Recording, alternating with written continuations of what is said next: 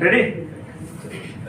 Okay, तो देखो एक बार फिर से हम लोग पॉलिटिकल पार्टी को डील करने जा रहे हैं। ध्यान देना, मैंने एक छोटा सा मैं रिकैप करा देता हूँ आप लोग को, ठीक है?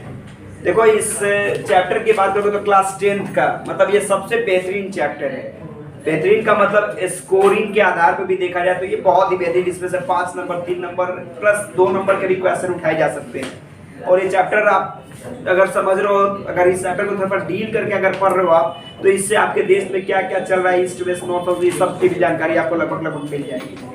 तो मैं आपको लेके चल रहा हूँ पॉलिटिकल पार्टी। ध्यान देना, मैं थोड़ा सा एक बैक से रिकैप करके तब आपको फ्रंट पे लेके आऊंगा। बस आज का टॉपिक हम लोग को यही डील करना है, बस इतना ही हम लोग को पढ़ना है, चैलेंजेस ऑफ पॉलिटिकल पार्टी। इससे में आज का सेशन आपका खत्म हो जाएगा, फिनिश हो जाएगा।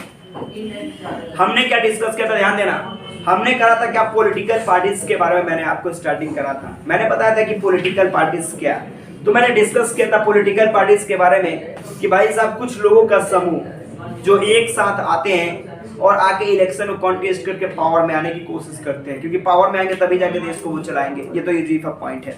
हमने डिस्कस किया था कि पॉलिटिकल पार्टी जैसे में सपोज एक स्कूल जैसे इंस्टीट्यूशन को रन कराना है तो हमें 3 डिफरेंट कंपोनेंट्स की रिक्वायरमेंट पड़ती है, जिसमें प्रिंसिपल, टीचर्स एंड स्टूडेंट्स, सही ना है? तो समझ लो कि पॉलिटिकल पार्टीज भी एक इंस्टीट्यूशन की तरह है, जिनको रन कराने के लिए आपको 3 अलग अलग कंपोनेंट की जरूरत पड़ती है, leader, active members and followers. इनके क्या फंक्शन है, आई हैव डील, मैंने इसको डील कर दिया आप लोग को। थोड़ा सा और आगे हम लोग बढ़ेंगे। ध्यान देना, हमने डिस्कस किया था पॉलिटिकल पार्टी सिस्टम पूरे देश में कितने लेवल, पूरे वर्ल्ड में कितने लेवल पे चल रहे हैं। तो हमने डिस्कस किया था 1 2 मल्टी, ये तो पता है, और तीनों में क्या डिफरेंसेस है ये भी मैंने डिस्कस कर दिया है। मैंने ये भी आपको बता दिया था कि भारत जैसे देश में 1 पार्टी सिस्टम पॉसिबल नहीं है। There is no any possibility of 1 और 2 party system inside our country. Why?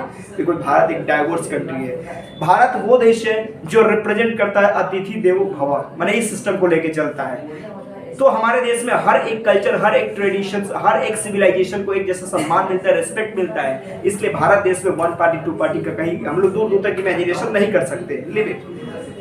मैंने और एक पॉइंट आपको बताया था कि नीड ऑफ पॉलिटिकल पार्टी, जैसे मैंने बताया कि एक स्कूल को रन कराने के लिए प्रिंसिपल की रिक्वायरमेंट होती है, इन द सेम वे अगर देश को चलाना है तो पॉलिटिकल पार्टी की रिक्वायरमेंट होती है। ये भी डिस्कस हम लोगों ने कर लिया है। मैंने एक और पॉइंट बता दिया था फंक्शन ऑफ पॉलिटिकल पार्टी की, पॉलिटिकल पार्टियों के रोल अलग अलग लेवल पे अलग अलग तरीके के होते हैं, ये भी डिस्कस मैंने कर दिया है। इसमें एक और क्वेश्चन दिमाग के अंदर सेट रखना, role of an opposition party, कि ऑपोजिशन पार्टियों का रोल, मतलब opposition party is needed in a well defined democratic infrastructure, कि एक डेमोक्रेटिक कंट्री में अपोजिशन पार्टी की भी जरूरत होती है। क्यों?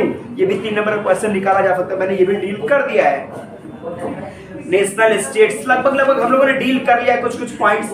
आज जो सबसे बेहतरीन मुद्दा हम लोग डिस्कस करने जाने वाले हैं, ध्यान देना, आज हम रीड करेंगे कि चैलेंजेस ऑफ पॉलिटिकल पार्टी। ध्यान देना, challenges, this is the topic which we are going to deal today in this session. Challenges which different type of political parties are facing currently inside our country। तो वो सारे challenges क्या हैं? मैं एक और पॉइंट बता दूं, देखो चैलेंजेस को कुछ लोग प्रॉब्लम्स के रूप में देखते हैं, कुछ लोग अपॉर्चुनिटीज के रूप में भी देखते हैं। कुछ लोग चैलेंजेस को होता है ना कि माउंटेन ड्यू, डर के आगे जीत है, वो वाले सिस्टम है यहाँ पे हम लोग बात कर रहे हैं। तो देखो सबसे पहले चैलेंजेस की अगर बात करें, बोर्ड पे आप देख रहे हो तो इसमें सबसे पहला जो स्टेप आप देख रहे हो क्या, डायनेस्टिक सक्सेशन।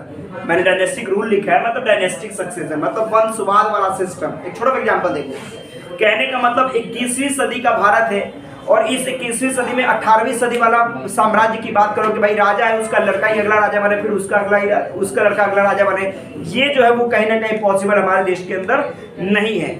हमारे देश में बड़ा सिंपल सा पॉइंट है क्या चीज कि भाई अब इलेक्शन होंगे, अगर इलेक्शन में आप जीतते हैं तो आपकी सरकार बनेगी, अदरवाइज आप आगे बढ़िए।